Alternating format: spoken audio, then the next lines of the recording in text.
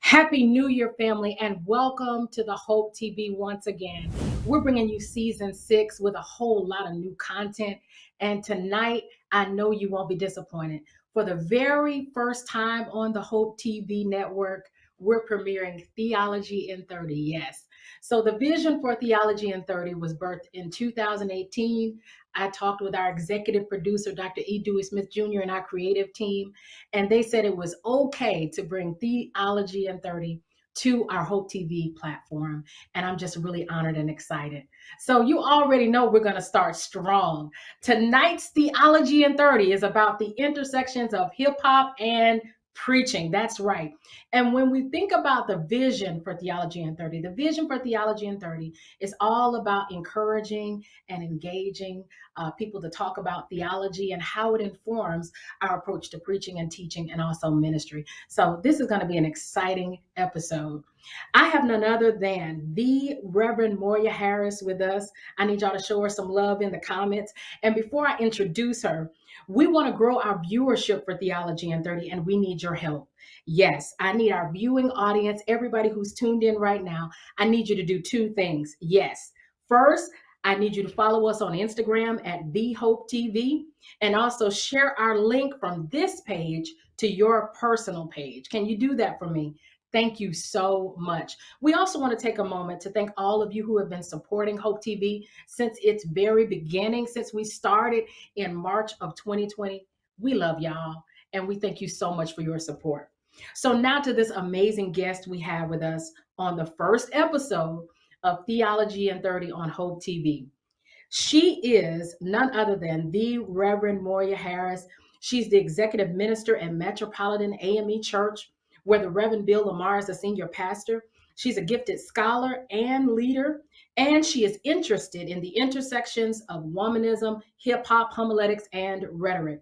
She believes that Generation X, also known as the hip hop or post soul generation, has often been neglected or overlooked by the church.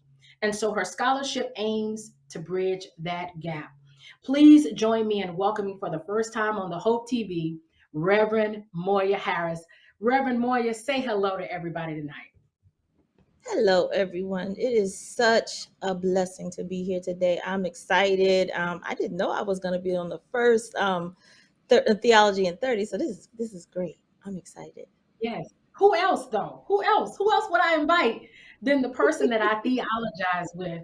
I'll let the audience know, because this is a great space for us to just talk and to dialogue. I'll let the audience know, listen, she is my sister friend and probably one of the most promising theological minds that I know. So y'all just welcome my sister. Let's jump right into it. You're welcome. Let's jump right into it. We're going to talk first about how you knew you were called to preach. So, you know how people think you knew all your life that you were called to preach, that we were born like that. We were at the hospital. When we came out, mama said she's going to be a preacher or he's going to be a preacher. I don't think it works like that for everybody. So, I want to ask you, you've been working in ministry in the AME Church for several years.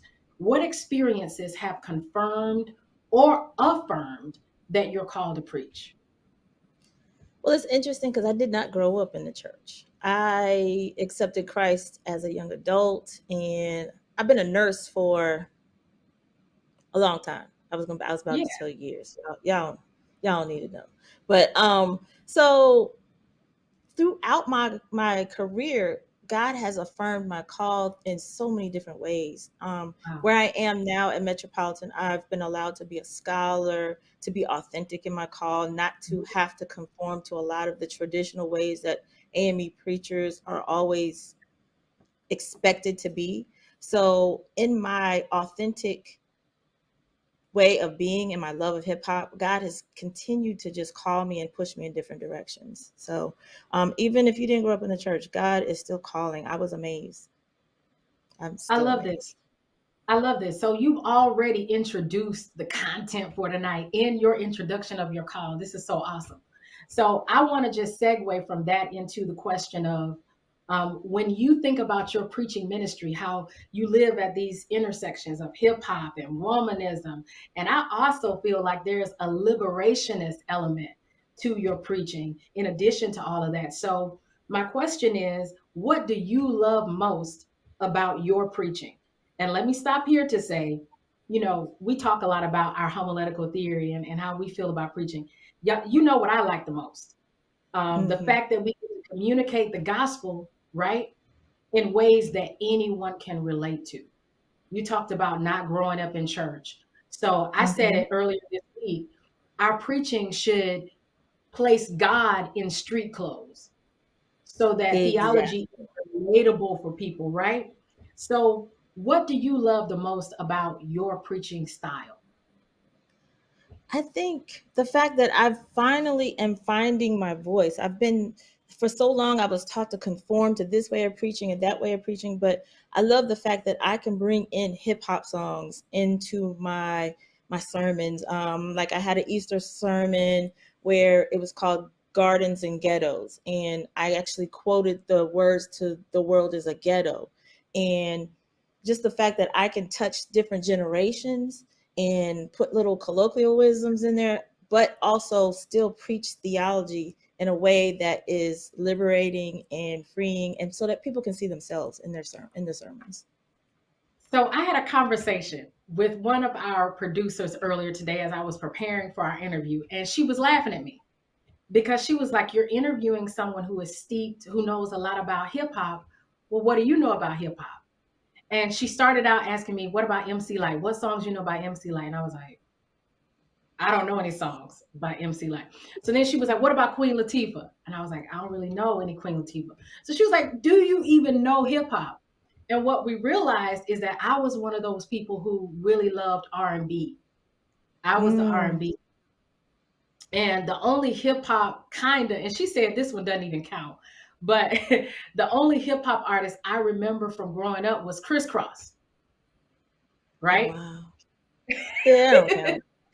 Right. She said that didn't count. So, as someone who really understands the hip hop musical genre, and you and I have talked, and you quote from a lot of different songs. Which hip hop artist would you say shows up the most in your sermons? You know what's funny? I don't have a one person, and I do. I would say mostly I use R&B music. Really, I do go lean that way, but a lot of Nas. Um, I definitely uh, I see like when I hear something, it goes to a lyric, so it might not even be a specific person, but it hits my ear, and I'm like, oh, that sounds like my Easter sermon was "Can't Keep Running Away" by the Far Side, Yeah, and so yeah.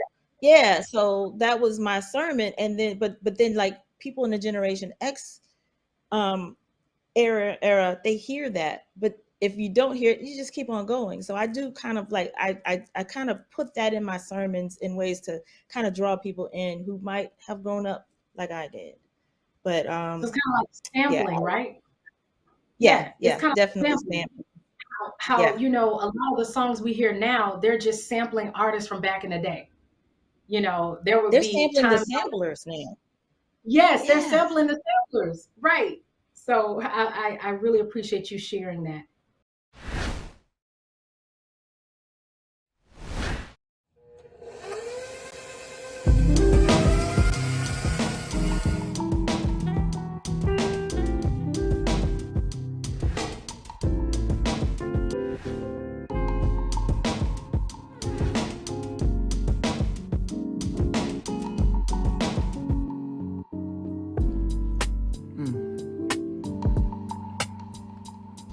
That's a winner, guys.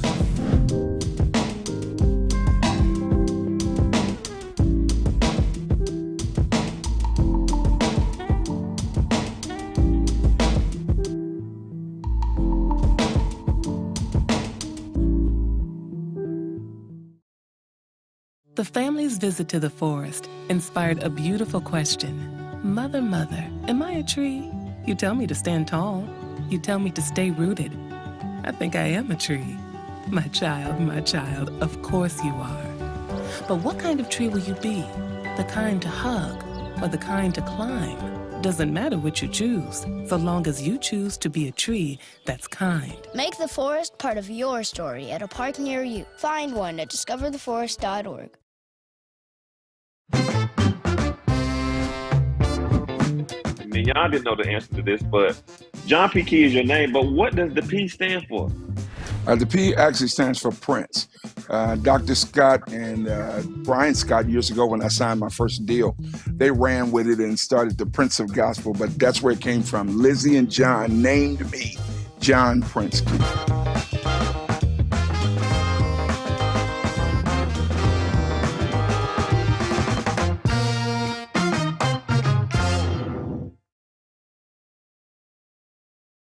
I want to move now into theology. You and I both are students of Dr. Frank Thomas, and he talks about moral imagination in his book, How to Preach Your Sermon. So his theology of preaching has to do with us practicing, number one, empathy, envisioning equality, incorporating sources of wisdom and the language of poetry. So I want to know from you, Reverend Moya, with you living at the intersections of womanism, hip hop, rhetoric, liberation theology, Black theology, all of this, what would you summarize in one sentence as your theology of preaching? Because I agree with Dr. Shively T.J. Smith. As preachers, we need to know what our theology is. What are our views about God's action in the text, God's action in the world? So in one sentence, and I know that's hard, how would you describe your theology of preaching? Right now, because we're still working on this, but right now I would say that my theology of preaching is that God, even in spite of all of the ontological anxiety that we're going through, God is still making things new. God is still. Wait, stop. You know what you got to do for our viewers, for our theology. Unpack the ontological. Yes, you got to unpack that and define that. I know what you're talking about, and I almost jumped out of my chair when you said it. But tell our viewing audience, what is that? Yeah. What are our ontological experiences? So ontology is way of knowing. It's your way of being, of how you show up in the world, and then the anxiety of the way that the world is. So there's scholars that argue that being Black, we live in a continuous state of ontological anxiety. We're always worried about our state of being, if we're under attack for even just being Black. And it could be physical anxiety. It could be the fact that we might go out and get shot by police or by that kind of existence. And then I would say, as Black women, we have an ontological, and we have those layers of that anxiety of being Black and being a woman in the world. So the way that I see the world is through this lens of ontological anxiety. When I form my sermons, I'm looking at how the world is not what God intends. So that when I'm forming my sermons, that's how I would say I always go in my mind, I'm thinking Public Enemy, Welcome to the Terror Dome. I've got so much trouble on my mind, refuse to lose. To me, I've got so much trouble is like that problem in the world, but I refuse to lose is the hope that God is making things new in the world. So I know that wasn't one sentence, but that's what I got. No, powerful. So I want to focus in on a couple of things that you said, because what you just shared your homiletical theory, your method, clearly. So I know you say that you're working on it, but I think you got it. I think you got it. So I want to focus in on one thing that you said. You mentioned this whole concept of hope, right? Mm-hmm. So when we talk about preaching, and here, I got to jump on my own homiletical theory soapbox. I believe this, and this came out of Lisher. You remember Lisher? Yes, I That do. right, if preaching is not theological, I believe it's not preaching. If it doesn't I point agree. to God, it's not. You're Mhm. just talking. You're sharing a speech. So I want to focus on this whole idea of hope because not because I know you, but I think that there may be a part of your homiletical method that you're exposing with this idea of hope. Like, should every sermon embody or lift some kind of hope in your estimations or in your methodology? I think so. Because I do ascribe to the Frank Thomas celebration mode of preaching, but I believe Yeah. that there's space for lament. So even in the lament, there needs to be hope. That because our ancestors, they lived in this ontological anxiety of being enslaved, right? But they had this Right. hope when they sang the spirituals, when they were in church, when they and in the hush harbors. Hope is essential, and whether it's this worldly or otherworldly, I think it's both and. So you tapped into something with me. You already know where I'm going. If you know me like I think you do, I'm into this whole Howard Thurman piece. When Mm-hmm. Nolan Hubbard quotes Howard Thurman and says the Black sermon is that event or that moment when we as a people were able to take shackles, Mm-hmm. psychological shackles, and turn them into weapons of defense. So I Mm-hmm. want to talk to you a little bit about this whole idea of how we channel the ontological anxiety. And I want to ask you, when we deal with texts that have formerly been used to oppress African Americans, Mm-hmm. how do you as a homiletician, as a scholar, as a preacher, as a Black woman, how do you deal with difficult texts that have been used and misappropriated and misused and really abused and used to abuse others? How do you approach those difficult texts as a homiletician? So it's interesting. I never really figured out how I really did it, but I was in conversation with our classmate, Larry Morris. Yeah. And what he calls queering the text, because he deals with queer theology, but just what he does is look at the power dynamics in the text and see Yes. where the least amount of power is and look at the text from that perspective. Whose voice is not heard, whose name is not listed, who has the most to stand to lose in the text, and look at it from that perspective. That just opened my eyes. I was like, that's dope, because that's liberation theology, basically. You look at And the see, marginalized in the text, and I you love elevate their voice. yes, keep going, keep going. So we're preaching from the margins. Keep going, keep going. This is good. Yeah. So that was also, was it De La Torre talking about reading the Bible from the margins. There's so many ways. It's basically liberation theology is looking at the text through the lens of those who majority folks who have written the books tell us this is the way to read this Bible. We look at it from a different perspective, and it gives us a freedom. And and it makes me think about, even to quote Bell Hooks, rest in peace, Yes, how yes. she says that those on the margins actually, not quote her, but paraphrase her, those on the margins have like almost an advantage at reading the text, because we see things from the margins that those who are not on the margins don't see. They don't have the lens to see it. So we're at an advantage in a way to read the text if we're free enough to look at it that way. So you need both voices, right? Yes. It's Yes. it's kind of like what well more we need more of the Bible from the margins. Let me pause to say that. But it's kind of like Yeah. what Lisa Thompson talks about when she says there are these Black women preachers whose voices are muted and often left out of biblical stories, Mm-hmm. biblical narratives, and in our preaching. And so she talks about when Black women preach from their marginality, or when they're not necessarily from their marginality, but when their perspective enters the moment, the preaching moment, that she talks about it lends fresh air or brings fresh air Yeah. of the beliefs and the ideals of the community. It brings fresh air to the community. So I love Mhm. what you're sharing. I think you need the voices on the margins. We need more of Mhm. that in our scholarship. We need more of that in our preaching. We're going to talk about something that you hear more and more about today. Seems like you hear about it more than we ever did before, and that's dementia. It's not just old folks' disease. It's not just old folks need to worry about it.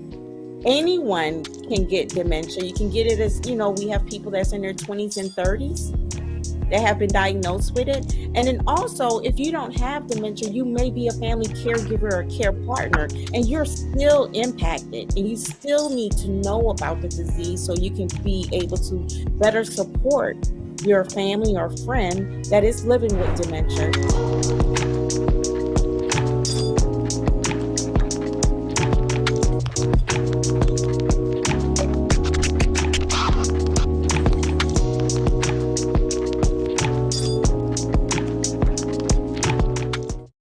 Part-time job, full-time hustle, all-time Shiro to all of us. You nurture, we listen. You teach, we thrive. You lift our spirits, but we've got to lay down the truth. It's time for you, our Shiro, to stretch for the stars. A free online chat can give you the personalized tips you need to start boosting your retirement savings today. Start saving more for retirement so you can feel prepared and live your life to the fullest. Visit aceyourretirement.org.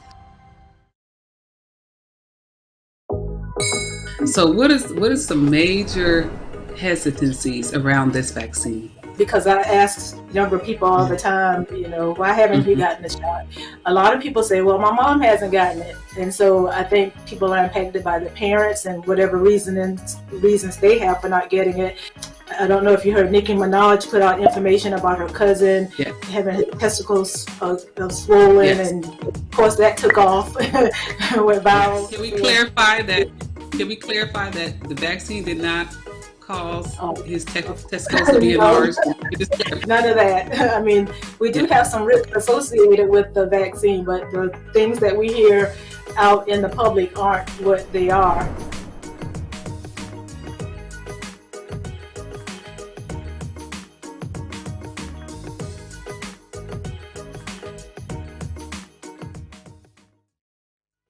I want to shift briefly to a point in our show, or a point whenever I'm engaging audiences in this kind of setting and in this kind of platform, a point in our show where we want to share a word with those who may be watching and they're confused about a lot of what we're sharing. They're confused about, maybe there's a young pastor watching who's like 16 or 17 or 20 or even younger than that, who's saying, I don't even know what a homiletical method is. I don't even know what my theology of preaching is. What advice would you give to a preacher who's starting out, who may not be a scholar? Because we do understand that there are some great voices who preach, who do not have the same academic interest that you and I have, but they're great preachers, right? So my question would be, what would you say to that individual, or what advice would you give them? First of all, I would say keep listening to a lot of sermons. Listen to different people and be free. Try to figure out your voice, because I'm not gonna say how old I am, but it's taken me a long time to figure out my voice. But I didn't give up. I was ready to give up at one time. So definitely do not give up, but listen to different voices. I'm so sorry. It's all right. Listen to different voices. Yes. Keep going. Listen to different voices so that you can realize that there's just not one way to preach. There is not one way to preach. And that's why I love Lisa Thompson. Her book just deals with how do we preach from the everydayness of our lives. There's God is in everything. So don't get hung up on, I'm trying to be like this great preacher like Pastor Jennifer Garner, who has been preaching and slaying pulpits all over the earth. Just or Pastor Moya Harris. Yes. Be real. Or Pastor Moya Harris. Yes. I've been saying that our authenticity is what God is interested in the most in our preaching. And that God, I said this a couple of weeks ago, God called you and your Yes. experience. He called you and the package that you're in. So this has been really, really fruitful. I can say for the first time since I've been on the Hope TV, time flew tonight. Like it flew by because I'm really passionate about what we're talking about. And I can tell that you're passionate about it as well. So there are a couple of terms. Yes, there are a couple of terms that we use that I want to make sure we clarify for our audience. And then I would like for you to tell us how we can follow you and how we can support you in your research and in your scholarship. So you and I have been talking about womanism. And so somebody in our audience may be saying, what is that? So could you give us a quick and dirty definition of womanism? Ooh, put me on the spot. Basically, womanism is the intersection of it's a liberation theology, intersection of Black theology and feminist theology, where Black women were left out. It is a way that we look at the world and we fight for Black people, for all people, and we elevate Black women, whether it's theological, literary, but it's really about Black women being free to be Black women and fighting for the community. I love it. And that's what we need to be about. That's what we need to be about, fighting for our communities. This is a season and a time at the beginning of the year where people are looking for hope. People are looking for purpose. People are looking for joy. And I think as preachers and as the church, that's what we need to be doing, spreading more hope, spreading more joy, and lifting Black women and lifting our people. Wonderful. Yeah. So you have the closing comments. Is there anything you want to leave with our Theology in 30 audience? Any books we need to read before you tell us how we can support you? I would just, I can't even think of any books right now. I got so many in my mind. I would just say, read anything about Frank A. Thomas, like his method for young preachers. I like to never quit praising God freed me to be able to look at the text and look at the world and be able to look at the trouble, look at the hope, and just get a process. If you're stuck, it saved me. If you want to follow me, I'm on Instagram and on Twitter, and it's Redeemed70, but it's redeemed without the first E. It's RDEEMEDED70. If you want to follow me. And if you see anything that's dope about hip hop and preaching, send it my way. If you want to have a conversation about it, I would love to have a conversation about it. Awesome. So the good news is that all the pressure isn't on you. All of your information is under your picture for our viewers today. And I just want to thank you again. Thank you so much for saying yes and for making time to have this conversation. I don't know how the Theology in 30 audience feels, but I think we should have you back. I think we need to have you come back at some point and just kind of keep us updated about your scholarship and your journey. Again, this is Theology in 30 on Hope TV. It's season 6. We are so glad to bring you new content, and we want to thank you for your viewership. That concludes our episode for this week, but you already know what I need. I need all of you to tune in next week, because if you enjoyed this conversation with Reverend Harris, you are definitely going to enjoy next week's conversation. I'm not going to tell you who it's going to be. You got to watch. Y'all have a wonderful weekend, and just know we are the House of Hope Atlanta. Our pastor is Dr. E. Dewey Smith Jr., and we believe that life with God is better in every way, every day. Have a great night, family.